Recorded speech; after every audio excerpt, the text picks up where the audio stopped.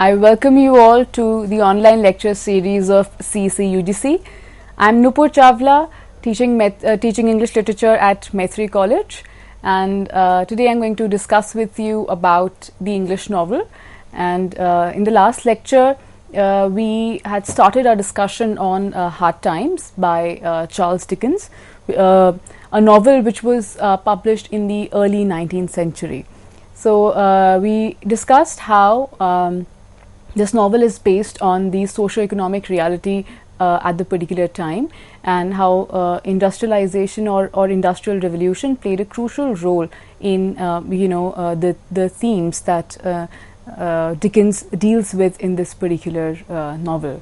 So we had started discussing about how this novel is a critique of those aspects which dehumanize people, and so basically the dehumanizing influence of industrialization. So taking on from there, we will begin with this quotation by F.R. Lewis, who also has commented on this treatment of Charles Dickens in the novel.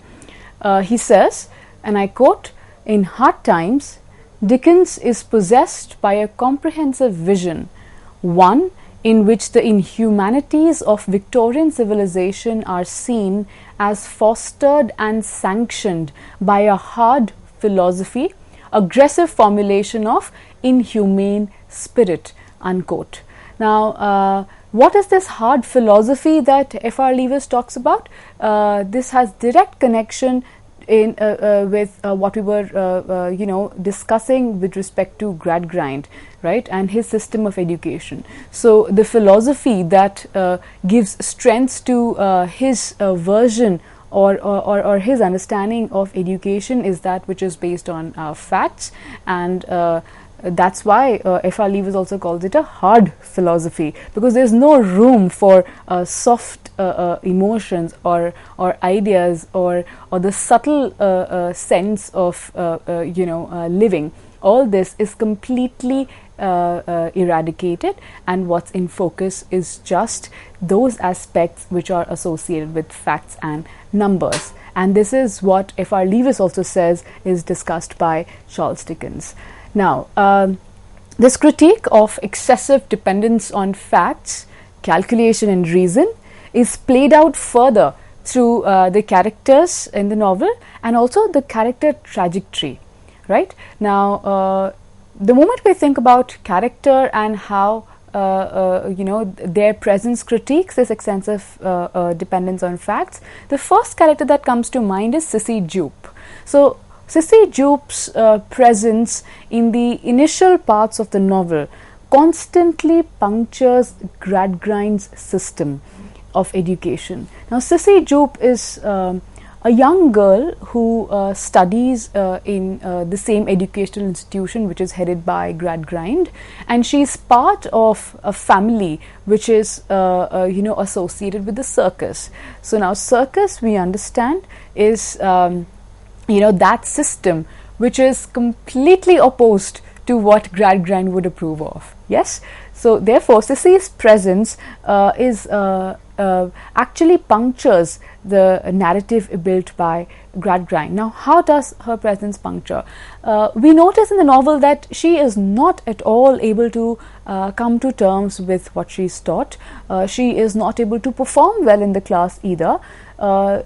Any time that her teacher asks her a question, she is completely unable to answer. So her inability then to accustom herself to this kind of an extreme education comes across as a critique. So the narrator in the novel says Gradgrind had become possessed by the idea that there was something in this girl which could hardly be set forth in a tabular form, unquote. right? So this girl, issy-Joop, then stands for spontaneity, stands for intuition. And we also see in the novel that she is a girl who also is very emotionally invested with her father and is able to feel his pain. Her father being a clown in the circus, he goes through, when he goes through ups and downs in his professional life, and even when there are economic hardships, issy-Joop feels intensely the pain that her father goes through, and tries her best to help him by bringing him oils, and by being him by his side when he's not feeling too right. Now, this kind of emotion, this kind of sensitivity is just the opposite of what the system of education that Gradgrind talked about throughout. So we notice that Dickens very beautifully juxtaposes these two opposite value systems, and the second value system, which is which we see in issy-Joop, then seems to critique the complete dependence on facts, right? Now, the second character that also comes to our mind is Louisa Gradgrind. Now, Louisa is Thomas Gradgrind's daughter. So we see the stifling influence of such a philosophy on Louisa, who is rendered completely incapable of responding emotionally to anyone but her brother Tom. Right? So apart from Tom, she is not able to feel, she is not able to respond sensitively to anything around her. Now, that of course also in a way suffocates her, but she never speaks up. Why? Because there has been such a constant training, not just at school but even at home, by a father who only talks about facts and figures and says that there is nothing else to life. But this then, so Louisa Gradgrind's character trajectory actually serves to puncture the narrative which Gradgrind stands for. Now, there's a very particular moment towards the later half of the novel. In fact, it's very close to the end, where Louisa, after having gone through life with in an absolutely dry manner, finally bursts out. So she has an outburst where she questions her father on the face for the kind of education that he gave. She says, and I quote, "How could you give me life and take from me all the things that raise it from a conscious state of death? Where are the graces of my soul?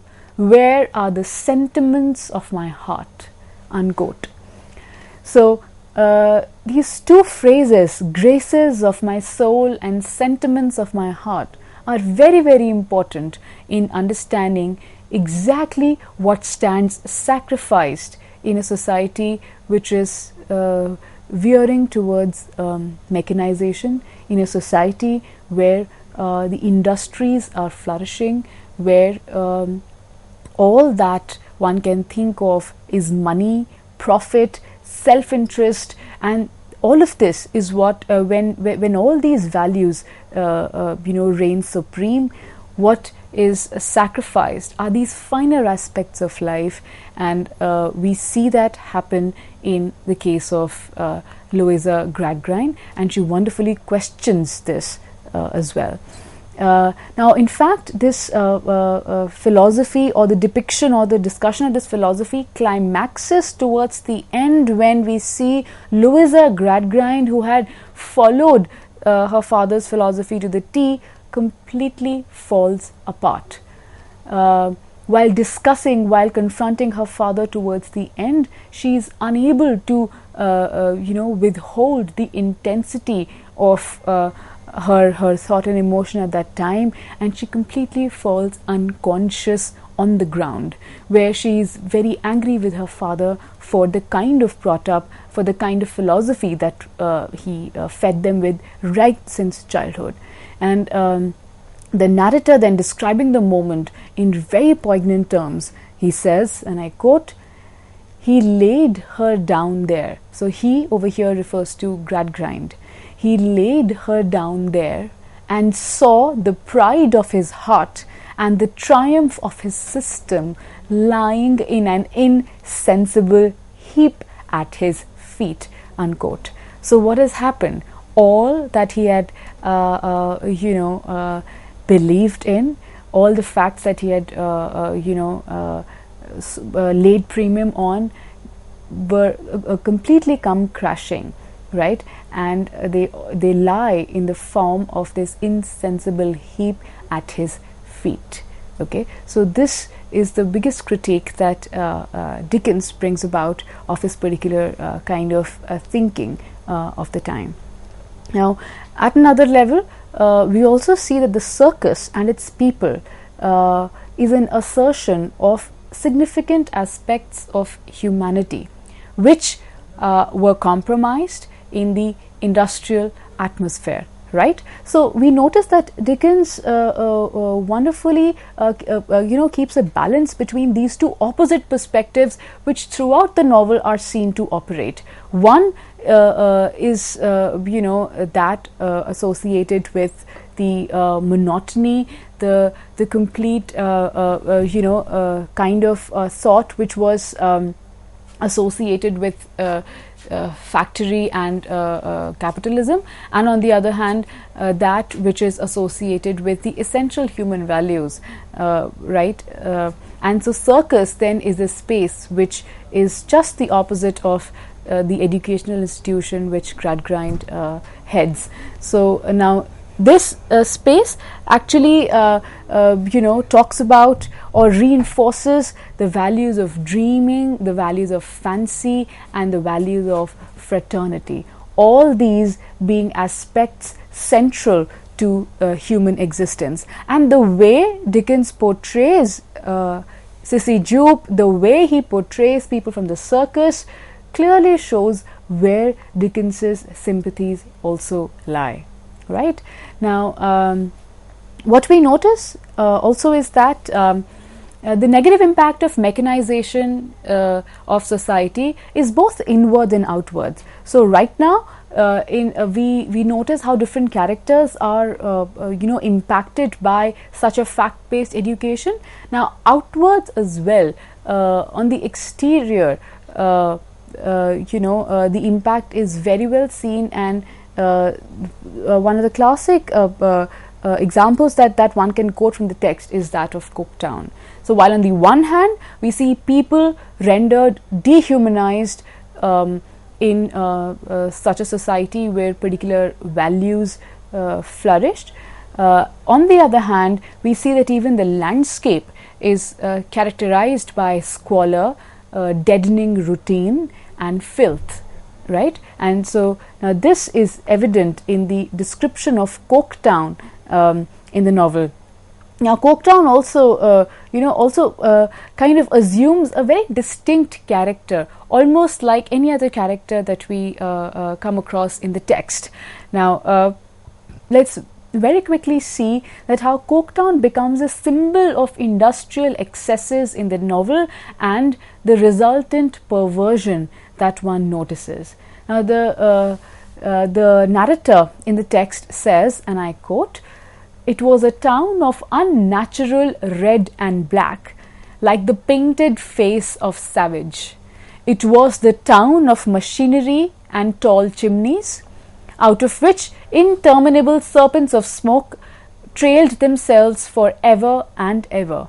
It had a black canal in it and a river that ran purple with ill-smelling dye."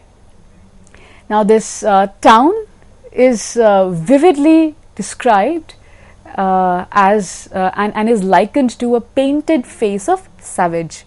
So the what we see over here is that it is not a pleasant image at all, right? It's an image which involves squalor, which involves filth.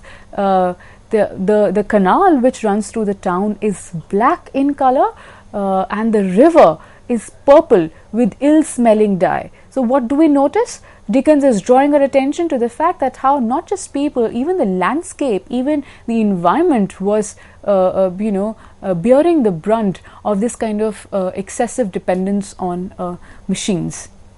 Right now, we also notice that in the descriptions of Coketown, the idea of dehumanization continues, right, as its inhabitants are undifferentiated group of people. So over here there is no individuality of people who live in Coketown, but each one is associated with some kind of a sameness which characterizes life and landscape both in Coketown. Now the narrator says, and I quote, "Coketown was a triumph of fact. It had no taint of fancy in it." Unquote. So again, what comes to mind is the same theme of fact versus fancy, which acts as a critique of the dehumanizing influence. Elsewhere, the narrator says, "It contained large streets, all very like one another, inhabited by people equally like one another, to whom every day was same as yesterday and tomorrow." So what we notice is that what is emphasized is the sameness, right? What makes us all human, what differentiates us from any other individual is what is how we dream, how we think, the way we approach, right? That's where the uniqueness of human beings lie. But in this town, this uniqueness had no space whatsoever. It was as dreary as it could be, and sameness and some kind of a very dreary uniformity is what characterized life and landscape in Coketown, right? So this is very important for us to understand how Dickens then brings out the downside of a society which had been industrialized. Now, students, you might wonder that is Dickens such a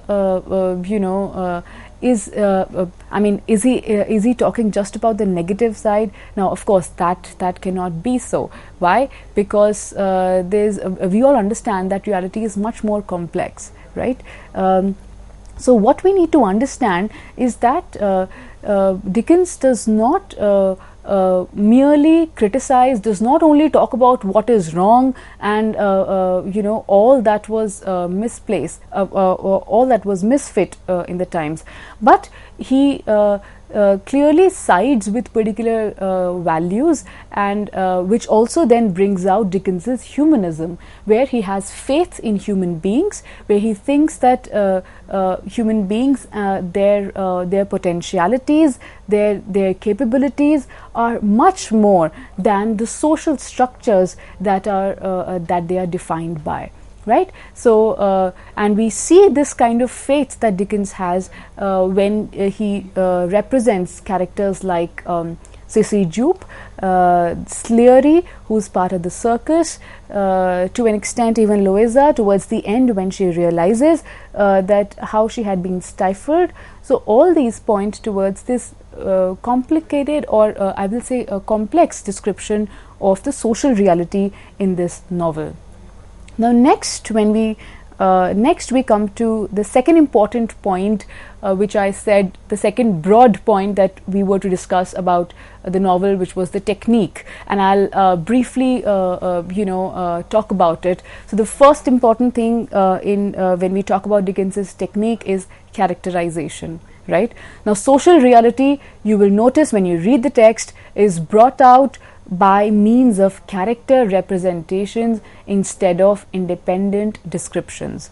Now, what do we mean by that? That the narrator does not describe how the social reality was. Instead, we see that Dickens creates these characters which belong to different social sections, and then they also help us understand the attitude or the thought process of that particular section of society. So the first character that we notice is Josiah Bounderby, who is the capitalist. He is the owner of the mill in the novel, right? Now, what kind of a person is he? Bounderby is extremely self-consumed. He cannot stop praising himself. That's the first characteristic that we notice. Second is that he's always suspicious of the workers or the working class. Now that is a very sharp comment on the capitalist class or on the class which owns the means of production, that how all that they are concerned with is money, is self-interest, is individual profit, while they do not at all spare a thought about all those who are working under them, or for that matter any other human being, right? Even if you notice Bounderby as a husband, he is a complete, I would say, a lost case, because he's not at all capable of connecting with his wife at a human level, treating her as well in the same factual manner the way Gradgrind did. So by means of Bounderby and Gradgrind to an extent, we see the capitalist class stands problematized in the text. Next we have Stephen Blackpool, who is a worker. He works in Bounderby's mill. Now we clearly notice in the text that Dickens's sympathies lie with this character. Now this character is such that who will really which will really evoke your emotions and will make you feel tender at a lot of points. Why? Because the kind of hardships that he goes through are immense, and yet he sticks to the convictions that he has. He leads a life of dignity, wherein he swears to never take any favor from someone, and instead lead a life of self-dependence. Now that is the defining feature of Stephen Blackpool, and even though we see him struggle till the end, and he also has a very tragic end wherein he's seen lying at the bottom of the pit, but despite all the challenges, we notice this character hold on to his sense of self, and we see that how Dickens then sides with such individuals who are alive, who have the strength in them to carry on despite whatever challenges that the social conditions threw at them. So we see then through Stephen Blackpool this class which was the working class. Now Mrs. Sparsit is another character who is from the aristocratic background, who is well bred, and the text a lot of times refers to her Coriolanian nose, right? So her features are such that which associate some kind of a refinement, but we see that now she is fallen upon hard times, where she works for Bounderby. So this also is a way perhaps of the author to tell us that how this particular class then now was no longer dominant. Now who was dominant? The Boundarbys and the Gradgrinds are the ones who are dominant in society at the time, or the class which they belong to is the one which is reigning supreme, and that is the capitalist class. Now the second thing that we also need to talk about with respect to characterization is the refrains which is used by different characters and how they are representatives of the class and its attitude. Now this is another very beautiful I think technique used by Dickens, and if you notice it close enough, it wonderfully brings out the thought and emotion and ideology of each of the characters. So Josiah Bounderby, who's a capitalist, his refrain in the novel is, and I quote, "The hand's ultimate objective in life is to be fed on turtle soup and venison with a gold spoon," unquote. Now what does the hand over here refer to? The hand is a dehumanized term that the capitalists use for the workers, completely stripping them off of any individuality. So he says that the workers are only concerned with turtle soup and venison. Now venison is actually deer meat. And turtle soup is another delicacy, and he says that all these to be fed with a gold spoon. So this is Bounderby's way of completely rejecting any kind of a demand put forward by this class of workers. Now this is just the opposite of the reality that these people go through. They live in very poor conditions, where they work in poor conditions, but see what Bounderby talks about them, see how he describes them. He says that all that they are concerned with is the delicacies to be fed to them with golden spoon. So just the opposite of what the reality is, right? And we see Bounderby in the novel quote this sentence time and again the moment he particularly comes across a worker from his mill. Now Stephen Blackpool, his refrain is all a muddle. Now all a muddle clearly shows how Blackpool thinks this world appears to him. To him it's a muddle. It's a muddle with no respite. They have to keep struggling. They have to live by the day, facing challenges, of course, because they do not have the advantage of money, unlike the capitalist class. And Louisa is a third character. Her refrain in the text is, "What does it matter?" Now, her refrain, what she talks about, clearly highlights the fact that she has been completely dehumanized. She, even though she is capable of feeling, even though she is capable of emotion, and we see that why? Because we see her and Tom peep inside the circus and enjoy it. But all of it is stifled by the kind of philosophy that she was fed with early in the childhood, and that led to a complete disinterest in life. And therefore, whatever happened to her, there was a kind of indifference which is evident in her refrain. What does it matter, right? So we see by means of characterization, Charles Dickens is able to bring out the various attitudes, various ideas that were prevalent at the time, and he's also able to criticize those which were against human good. Because we do not have as much time, we'll very quickly talk about the aspect of wit in Dickens.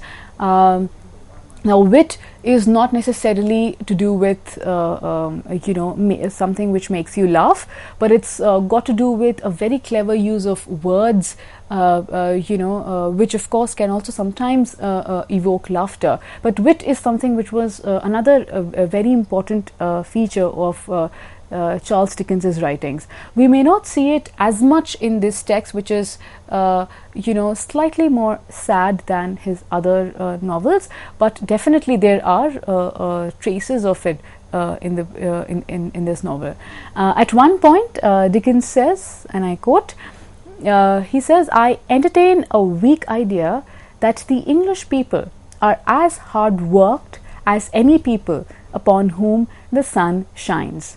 I acknowledge to this ridiculous idiosyncrasy as a reason why I would give them a little more play," unquote.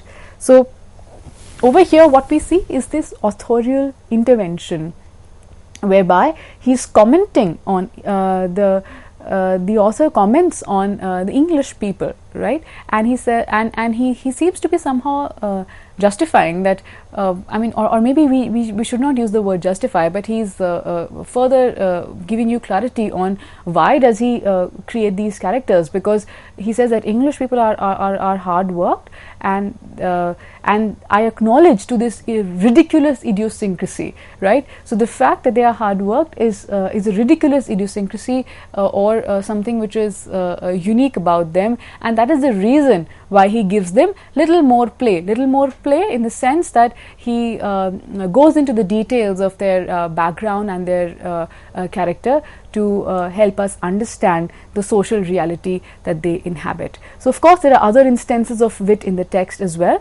which you will be able to notice as you read the novel, but I hope that with these points that we discussed today, it has piqued your interest. Now you will be curious to pick up the text for yourself and examine it from this perspective, and also find your own ideas or your own response to the social reality that Hard Times talks about, and how it helps us better understand the context of the early 19th century England. So with this we will wrap up today's discussion, and I hope that you read the text and understand it better. Thank you.